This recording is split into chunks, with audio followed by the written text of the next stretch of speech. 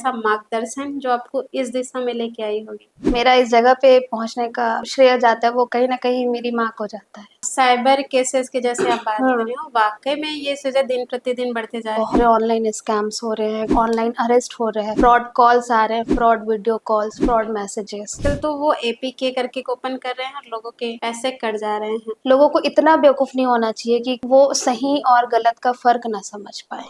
Ma'am जैसे आपने criminal law choose किया, कोई ख़ास वजह होगी इसके पीछे? कई ऐसे लोगों को भी सज़ा दे दिया जाता है। क्राइम किसी और ने किया होता है बट उसकी सज़ा किसी और को मिलती है। कौन से धारा लगती होगी और कौन से लोगों को ये? ड्रग्स की बात करें तो इसके लिए एक अलग अधिनियम है। क्रिमिनल से रिलेटेड जो अपराधी होंगे वो क्रिमिनल ना रहते हुए भी उस चीज़ों की भरपाई कर रहे हैं। बच्चे जो है रिलेशनशिप्स में आते हैं बिकॉज़ जी। पॉक्सो एक्ट जो है वो बहुत जटिल कानून है हमारे देश का। जब से बीएनएस आया है तब से इसमें तो मीन्स फांसी तक की सज़ा का भी प्रावधान। विपिन दुबे जैसे हाँ। केसेस किए थे, जिनके केस के बारे में वर्ल्ड रिकॉर्ड भी बना था। उस केस का आर्गुमेंट लगभग कंटिन्यू 4 घंटा चला था। तो आपने 100 केस जीतने का वर्ल्ड रिकॉर्ड हाँ, बना लिया। बिल्कुल। कई ऐसे केसेस हैं जिनका फैसला होने में मोर देन 50 इयर्स भी लगा है। जैसे कि आप ऑल इंडिया प्रैक्टिशनर रहे हैं, जैसे नागपुर, ग्वालियर, हाई कोर्ट में भी आपके केसेस वगैरह भी चलते हैं या लड़ते हैं वहाँ पे भी जाकर? मैं ऑल इंडिया केस लड़ती हूँ। एक ऐसी महिला के साथ ये चीज़ें हुआ था कि कहीं जाना जा रहे थे और 2-4 लड़के आ गए, और इस सिचुएशंस में क्या करना चाहिए?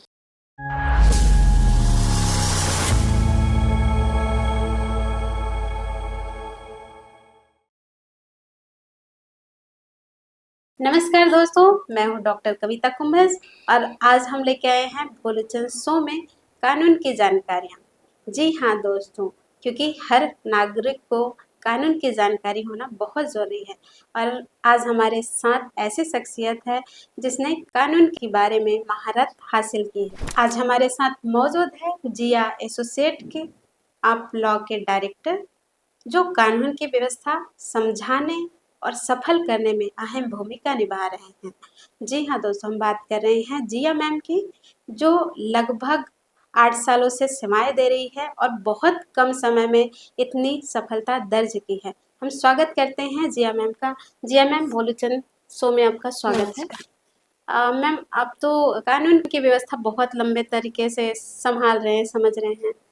कोई ज़रूरी चीज़ें या कोई ऐसा मार्गदर्शन जो आपको इस दिशा में लेके आई होगी? मैं ये कह सकती हूँ कि मेरा इस जगह पे पहुँचने का मतलब जो श्रेय जाता है वो कहीं न कहीं मेरी माँ को जाता है। जी।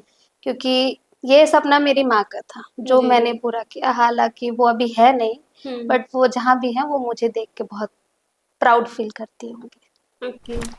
मतलब माँ की जो शिक्षा थी, जो सपना था, उसको पूरा करने के लिए आपने अपनी ज़िंदगी लगा दी। हाँ, बिल्कुल, क्योंकि मुझे ऐसा लगता है कि माँ से परे कोई नहीं। अच्छा। मैम, चूँकि आज हम बैठे हैं कानून की जानकारियाँ लेने बिल्कुल। के लिए और हमारे दर्शक आज इन सब चीज़ों से बहुत डरे हुए हैं, क्योंकि कानून व्यवस्था जितनी ज़्यादा बढ़ती जा रही है उतने ज़्यादा लोगों के मन में डर की भावना, नई-नई चीज़ें, नकारात्मकता चीज़ें हुँ। आती जा रही हैं। तो कुछ सलाह, कुछ सुझाव आप दें, ताकि ये जो डर बना हुआ है लोगों के बीच, मानसिक जो घेरे हुए हैं, ये सब चीज़ें सुधार लाया जा सके। आजकल जैसे बहुत सारे स्कैम्स हो रहे हैं, ऑनलाइन स्कैम्स हो रहे हैं, कोई ऑनलाइन अरेस्ट हो रहे हैं, फ्रॉड कॉल्स आ रहे हैं, fraud video calls, fraud messages. जी। तो ये चीज़ें लोगों को, सोसाइटी को खुद से मैनेज करना चाहिए। लाइक लोगों को इतना बेवकूफ़ नहीं होना चाहिए कि वो सही और गलत का फ़र्क ना समझ पाएँ। ओके।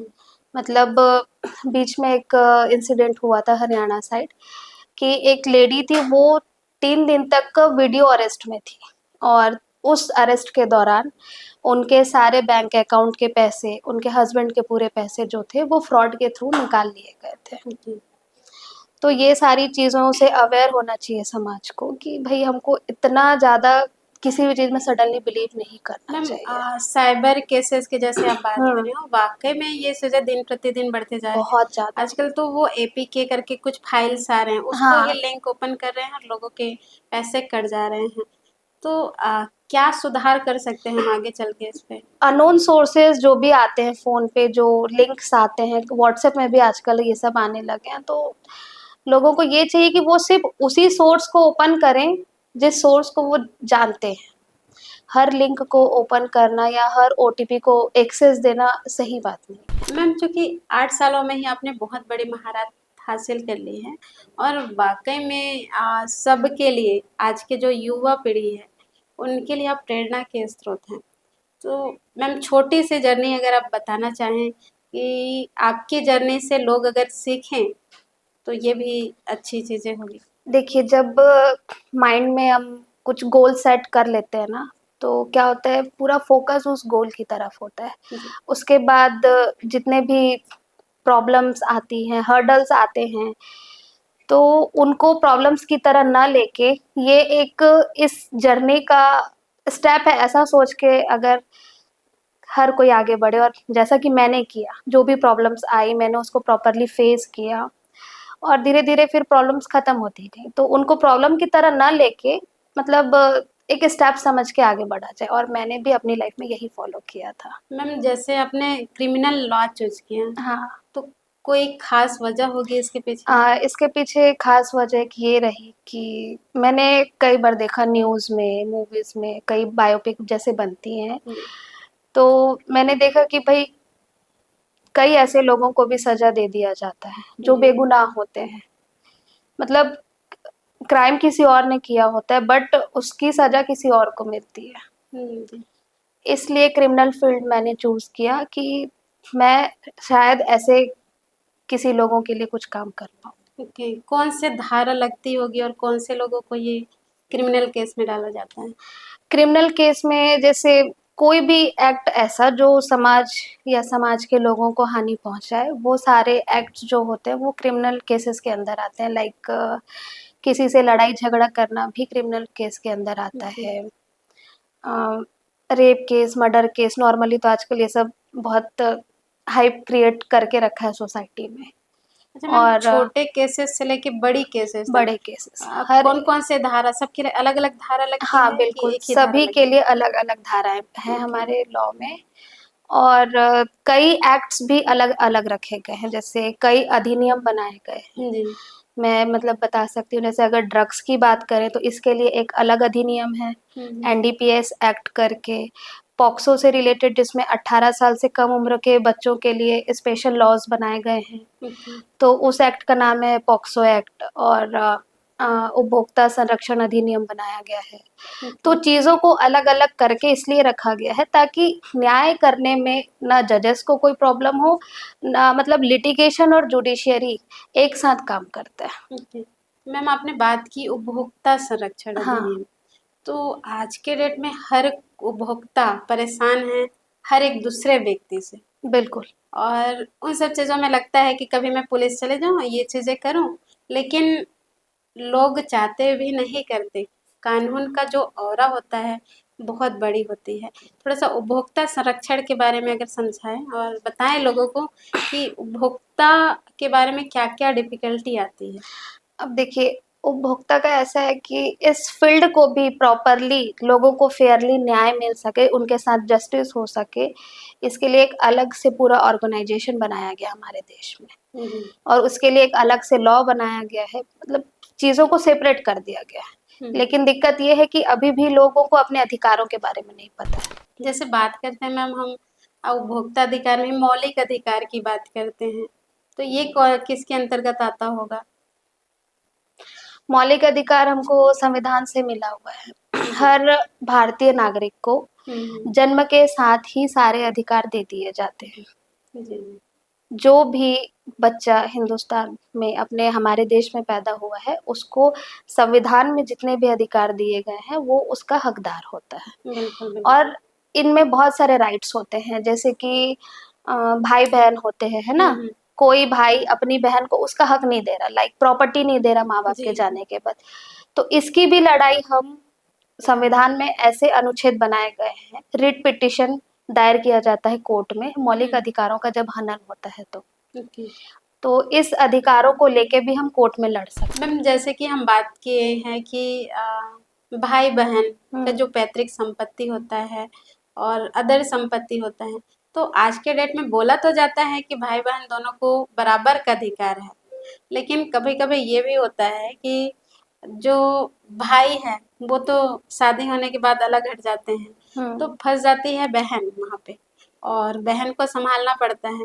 तो क्या वाकई में लीगल में ऐसा कुछ है कि दोनों को बराबर का दर्जा दिया जाएगा? हाँ बिल्कुल, अगर बात पैतृक संपत्ति की हो तो दोनों बच्चों को बराबर का हक दिया जाता है, और अगर किसी व्यक्ति की वाइफ भी जिंदा है तो उसको भी इक्वली दे दिया जाता है। ओके। मैम ऐसा कोई याददाश्त वाली कोई चीज़ है या जजमेंट ऐसा कोई हुआ होगा जिसके बारे में क्रिमिनल से रिलेटेड जो अपराधी होंगे वो क्रिमिनल ना रहते हुए भी उस चीज़ों की भरपाई कर रहे होंगे? मोस्टली आजकल यूथ के साथ ये बहुत बड़ी प्रॉब्लम हो रही है। लोग बच्चे जो है रिलेशनशिप्स में आते हैं, हम्म। लड़का लड़की दोनों, है ना? तो इसमें क्या होता है, अगर लड़की की उम्र 18 साल से कम होती है, जी। अब नॉर्मली लॉ के बारे में तो यूथ को पता नहीं होता है, तो इसमें जब लड़की की फैमिली को पता चलती है कि वो लेस देन 18 ईयर्स से 18 साल से कम है, तो उसकी फैमिली कंप्लेन कर देती है। फिर लड़के को हो जाती है सजा, बिकॉज जी। पॉक्सो एक्ट जो है वो बहुत जटिल कानून है हमारे देश का, इसमें मतलब रियायत ही नहीं है। ओके। और जब से बीएनएस आया है तब से इसमें तो मीन्स फांसी तक की सजा का भी प्रावधान है। पहले सिर्फ आजीवन था, ओके। लेकिन अभी तो फांसी की सजा है। तो अच्छा, तो इसमें केवल बॉयज़ को सज़ा हो सकती है, गर्ल्स को नहीं हो अब सकती? देखिए, सजा गर्ल्स को भी हो सकती है, लेकिन इसके लिए कोई स्पेशल प्रोविजंस नहीं है। हाँ, लेकिन अगर वकील चाहें तो कानून को तोड़ मरोड़ के विक्टिम्स को भी सजा दिलवा सकते हैं, क्योंकि उन्होंने झूठा केस दायर किया था। मैम आपने विपिन दुबे जैसे हम्म। केसेस किए थे, जिनके केस के बारे में वर्ल्ड रिकॉर्ड भी बना था। इसके बारे में थोड़ा-सा हाइलाइट अगर करना चाहें और लोगों को कुछ मार्गदर्शन देना चाहें इस केसेस से रिलेटेड? ये जो केस था मेरा, ये एक मर्डर केस था। जी।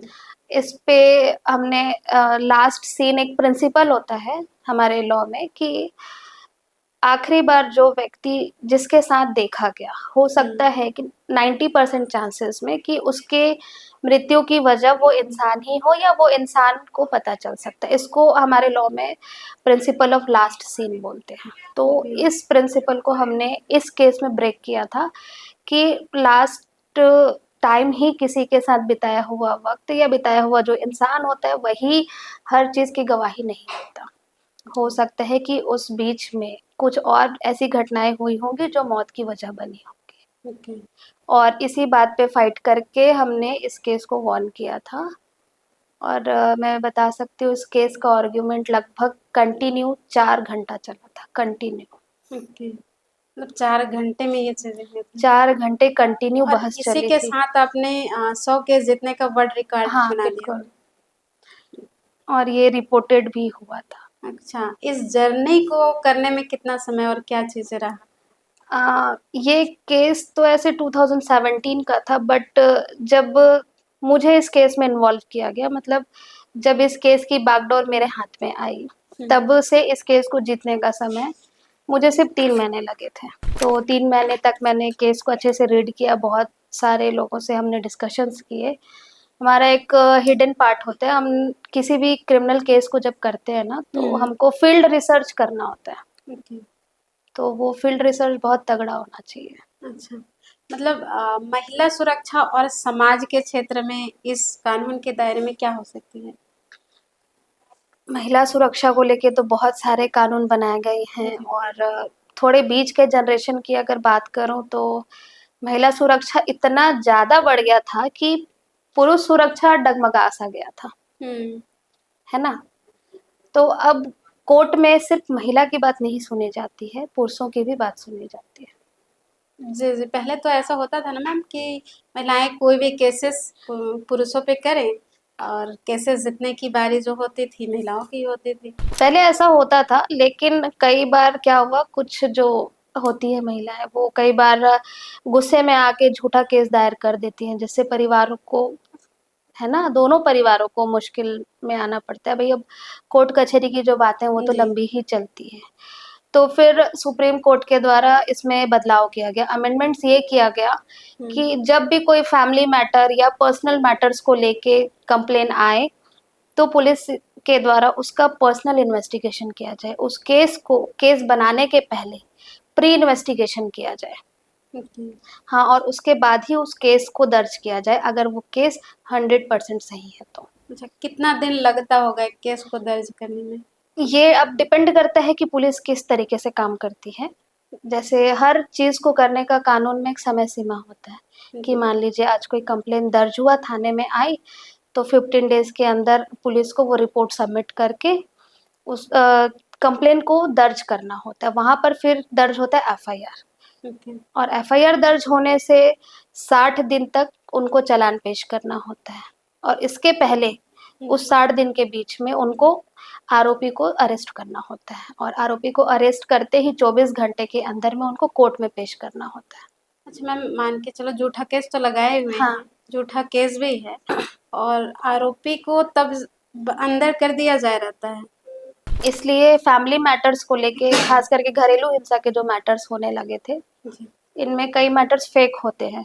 ये सब तो अब नॉर्मल सा हो गया है। इसलिए फिर सुप्रीम कोर्ट ने ये बदलाव किया कि भाई नहीं, आप डायरेक्टली किसी केस को दर्ज मत करिए, पहले आप इन्वेस्टिगेशन करिए, एक रिपोर्ट बनाइए, उसके बाद आप फिर किसी को अरेस्ट करिए। हाँ, लेकिन क्रिमिनल मैटर्स में यही चीज़ अलग हो जाता है। ओके। अगर रिपोर्ट दर्ज हो गया और उसमें रिपोर्ट सडन दर्ज हो जाता है, ओके। और फिर आरोपी अरेस्ट होता है सडनली, इंस्टेंट। मतलब नॉर्मल केसेस में हम कह सकते हैं एक परिवार में अगर नॉर्मली झगड़े चल रहे हैं, कुछ चीज़ें हैं, तो उसको अंदर ही सुलझा दिया जाए ताकि वो केसेस आगे ना बढ़ें। ये तो बहुत सारी दिक्कतें हो रही हैं। बहुत दिक्कतें होती है। कुछ वकीलों को भी ध्यान देना चाहिए कि अगर कोई कपल उनके पास अपने तलाक के मैटर्स को लेके आया है, या बहुत सारे मैटर्स होते हैं फैमिली को लेके, जी। तो वो हर मैटर कोर्ट ना ले जाके हम्म। काउंसलिंग करके वो चैम्बर तक ही सीमित रखें। अच्छा।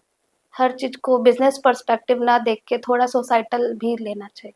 मैम, जैसे कि आप ऑल इंडिया प्रैक्टिशनर रहे हैं, हम्म। तो मैं ये जानना चाह रही, जैसे नागपुर, ग्वालियर, हाई कोर्ट में भी आपके केसेस वगैरह भी चलते हैं या लड़ते हैं वहाँ पे भी जाके? मैं दोनों जगह पे मेरे केसेस हैं, और भी साथ ही कई जगह, मीन्स जहाँ भी क्लाइंट्स को प्रॉब्लम होती है, मैं ऑल इंडिया केस लड़ती हूँ। नागपुर में जैसे मदरसा से रिलेटेड हमारे पास केस है। अच्छा, जिया एसोसिएट्स जैसे आपने जो नाम हम्म। दिया है लॉ को, तो मैम इसको कहाँ तक ले जाना चाहते हैं? आपका उद्देश्य क्या होगा? और क्या चीज़ें रही होगी कि आपने क्रिमिनल लॉयर को ही चूज़ किया? सबसे पहले तो मैम ये भी बताइए कि क्रिमिनल लॉ होता क्या है? क्रिमिनल लॉ इसलिए बनाया गया है कि समाज में जो भी गतिविधियाँ होती है, हर गतिविधि सही नहीं होता, जी। तो उन चीज़ों को डिफरेंशिएट करने के लिए कि क्या सही और क्या गलत है, उसको क्रिमिनल लॉ में डिफाइन किया गया है। और क्रिमिनल लॉ में उन्हीं चीज़ों को रोकने के लिए, समाज में बैलेंस बनाए रखने के लिए, क्रिमिनल लॉ के अंदर अपराधों के खिलाफ सजा का प्रावधान दिया गया है। सज़ा किस स्थिति में हो सकती है सामने वाले को? सजा तब होती है जब किसी भी केस का फाइनल ट्रायल एंड पे आ जाता है, जब डे ऑफ द जजमेंट होता है, उस दिन ये फैसला किया जाता है कि इस आरोपी को सजा दिया जाएगा या नहीं। तब तक वो जो आरोपी होता है वो सिर्फ शक के दायर पे होता है, शक के आधार पर उसको बंद रखा जाता है, अरेस्ट रखा जाता है। ओके, मतलब उसके खिलाफ सबूत वगैरह रहेंगे तभी तो? हाँ, तभी उसको सजा देगी। और कभी-कभी ट्रायल्स जो होते हैं कोर्ट में वो इतने लंबे हो जाते हैं, हम्म। कुछ केसेस 3 साल में ख़त्म हो जाते हैं, कुछ केसेस को ख़त्म होने में 10-15 साल भी लग जाते हैं। और हमारे देश में कई ऐसे केसेस हैं जिनका फैसला होने में मोर देन 50 इयर्स भी लगा है। ओके। मैम, क्रिमिनल लॉ और सिविल लॉ दोनों में क्या अंतर हम समझ सकते हैं? क्रिमिनल लॉ में सिर्फ अपराध और अपराध से रिलेटेड सजा को डिफाइन किया गया है, और सिविल लॉ जो है वो जमीन जायदाद से संबंधित मामलों को उसके अंतर्गत रखा गया है। अच्छा, आज की जो युवा पीढ़ी है उनको हम क्या संदेश दे सकते हैं दोनों से रिलेटेड? दोनों से रिलेटेड यूथ को हम ये मैसेज दे सकते हैं कि जो भी चीज़ करें आप, वो कानून के दायरे में रहकर करें, क्योंकि अभी जिस तरीके का माहौल चल रहा है, वहाँ पर कभी भी किसी को भी जेल हो रही है। जी। कुछ यूथ है जो चंद पैसों के लालच में आके कुछ भी धोखाधड़ी करते हैं। लाइक कुछ यूथ तो ड्रग्स के चंगुल में भी आ चुके हैं कि भाई इस पैकेट को दूसरे जगह डिलीवर करना है, हम्म। और जो ब्रोकर्स होते हैं जी। उनके थ्रू उनको पे आउट किया जाता है। तो चीज़ों को समझो कि हम्म। क्या सही है, क्या गलत है, और उसके अकॉर्डिंग ही फिर आगे बढ़े। मैम जैसे आपने बात की धोखाधड़ी, आजकल के छोटे छोटे बच्चे भी सिगरेट, गुटखा, तंबाकू के शिकार होने लगे हैं। और मैं भी देखती हूँ कई कॉलोनियों वगैरह में कभी भी पुलिस वगैरह आए रहते हैं। हम्म। तो कुछ बच्चों को मैसेज दीजिए ताकि इन सब चीज़ों से हट सके बच्चे। हर चीज़ को करने का एक सही उम्र होता है, जी। और बच्चे हैं, यूथ हैं, तो सबसे पहले उनका फोकस अपने गोल पे होना चाहिए, ना कि ये सब फालतू की चीज़ों पे। हम्म। अगर गोल वो सेट कर लेते हैं या गोल सेट करने में प्रॉब्लम आ रही है, तो वो किसी अच्छे काउंसलर से मिल सकते हैं। आजकल स्कूल्स कॉलेजेस में भी काउंसलिंग होता है कि भाई किस फील्ड में आपको जाना है, प्लेसमेंट भी होने लगे हैं कॉलेजेस में। तो पर्टिकुलरली चीज़ों पे ही ध्यान दे तो ज़्यादा बेहतर है। मैम जैसे आज के डेट में क्या होता है कि बहुत सारे बच्चे या बहुत सारे लोग या हम जैसे युवा पीढ़ी के लोग भी ऐसे होते हैं कि कहीं गए हुए हैं और नादानी से कुछ चीज़ें हो जाती है। मान के चलो दोस्तों दोस्तों में खेल ही रहे हैं और कुछ गलत चीज़ें हो जाती है या झगड़ा हो जाता है या कुछ मारपीट हो जाता है। और बहुत सारे केसेस तो ऐसे भी होते हैं कि किसी की डेथ भी हो जाती है। तो उस स्थिति को भी क्या क्रिमिनल लॉयर में लिया गया है कि कैसे? नहीं, ऐसे सिचुएशंस को क्रिमिनल लॉ में थोड़ा-सा डिफरेंस रखा गया है कि मतलब क्रिमिनल लॉ में जो अपराध को जिस तरीके से परिभाषित किया गया है, वो पूरे प्लानिंग के साथ, षड्यंत्र के साथ हुँ, ऐसा कोई कृत्य करना, ऐसा कोई एक्ट करना, है ना? जिससे समाज को नुकसान हो, सिर्फ़ उन्हीं एक्ट्स को अपराध के श्रेणी में रखा गया है। ओके। जो चीज़ें गलती से हो जाती हैं, उनको हमारा लॉ भी सपोर्ट करता है कि ये चीज़ें गलती से हुई हैं। तो ऐसे सिचुएशन में कभी भी किसी को डरना या घबराना नहीं चाहिए।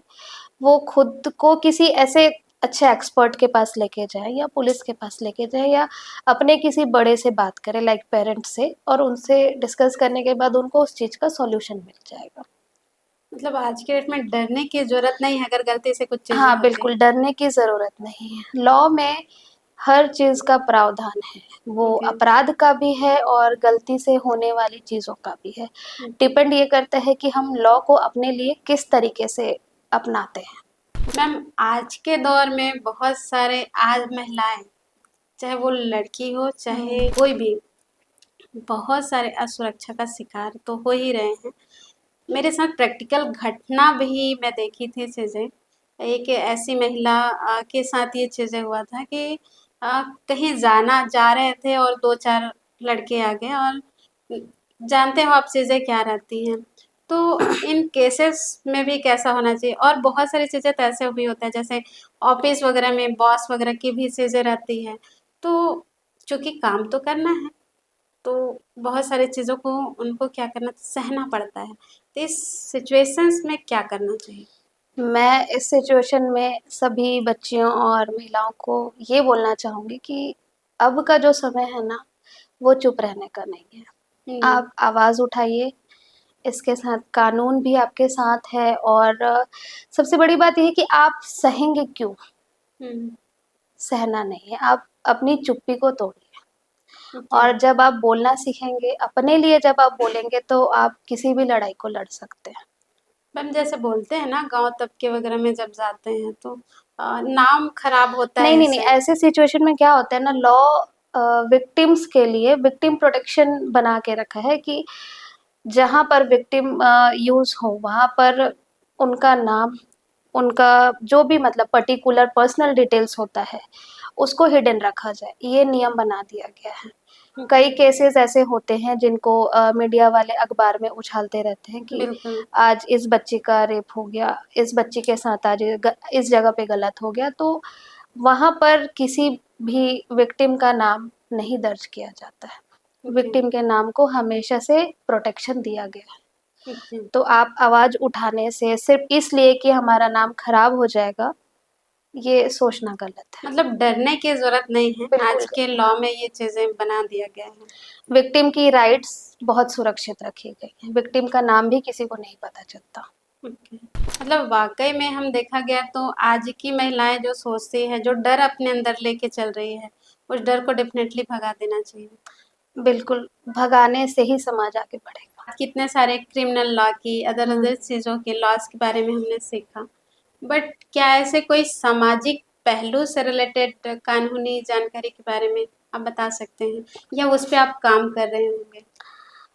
मेरे कई अवेयरनेस प्रोग्राम चलते हैं जी। और समय-समय पे कई कॉलेजेस में भी मुझे बुलाया जाता है कि आप आके बच्चों को मतलब जो है थोड़ा लॉ के बारे में जानकारी दें। तो ये सारे प्रोग्राम्स चलते रहते हैं। ओके। मतलब एक चीज़ और जानना चाहूँगी मैम हुँ। कि चूँकि आप बहुत कम समय में जल्दी सफलता भी हासिल किए हैं और इतने सारे लॉज़ के बारे में जान भी रहे हैं। तो क्या युवा पीढ़ी को इस क्षेत्र में आना चाहिए? उनका करियर किस तरह स कैसे देख सकते हैं? अब करियर तो हर फील्ड में होता है। जी, यूथ अगर इस फील्ड में आना चाहते हैं तो इसमें सिर्फ एडवोकेट होना ही काफ़ी नहीं है, बहुत बियॉन्ड सा फील्ड है। आप यहाँ पर आके लिटिगेशन जॉइन कर सकते हैं, जुडिशियरी जॉइन कर सकते हैं। जुडिशियरी मीन्स मतलब आप सिविल जज के एग्ज़ाम्स की तैयारी कर सकते हैं और भी कई डिपार्टमेंट्स होते हैं यहाँ पर, एजी होते हैं, एडीपीओज़ होते हैं, मतलब बियॉन्ड एरिया है ये। अगर आप आना चाहें तो डेफ़िनेटली आ सकते हैं। और अच्छा भी है, ब्राइट फ्यूचर है। ओके।